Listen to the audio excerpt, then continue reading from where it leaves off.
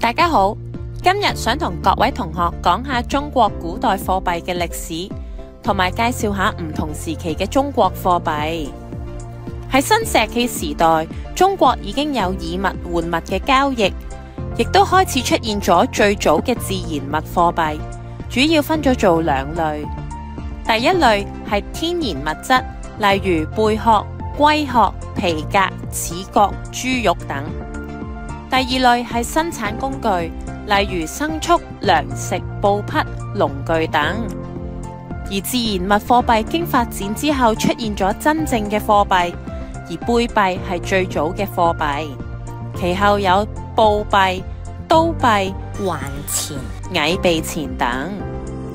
貝幣喺夏商時代出現咗中國最早嘅貨幣，就係貝幣啦。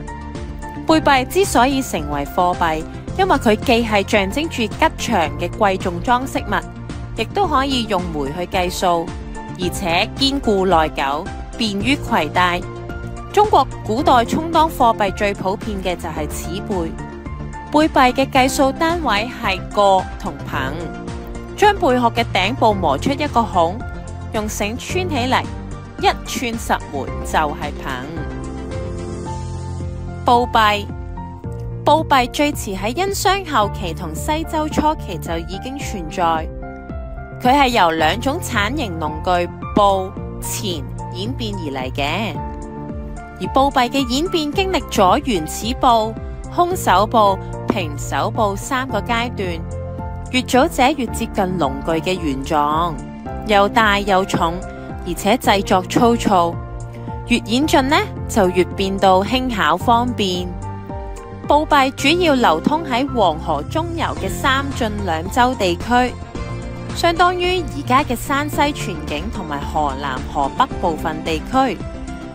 大嘅布幣重40克以上，而細嘅只要700克。刀幣。刀幣係形狀似刀嘅貨幣。刀幣起源於東方漁獵地區同手工業發達嘅地區，係一種叫削嘅刀類工具演變而來。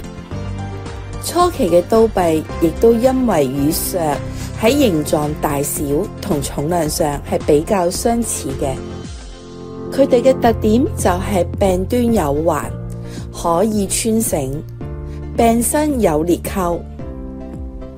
刀幣主要流行於齊地，即係現今嘅山東半島。燕趙即係現今嘅河北、山西。環錢。環錢係一種形狀好似圓環嘅貨幣。除咗楚國之外，先秦諸國貨幣發展到最後階段都出現咗環錢。咁係意味着貨幣制度係逐漸統一嘅。環錢嘅基本形制係體圓有孔，但唔同地區有唔同特徵。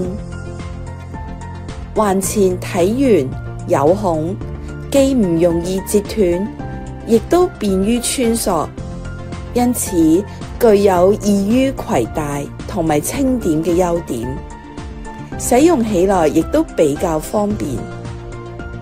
環錢嘅形狀後來為後世金屬鑄幣所借鑒。我哋嘅介紹嚟到呢度，希望同學對中國貨幣嘅歷史有所認識。拜拜。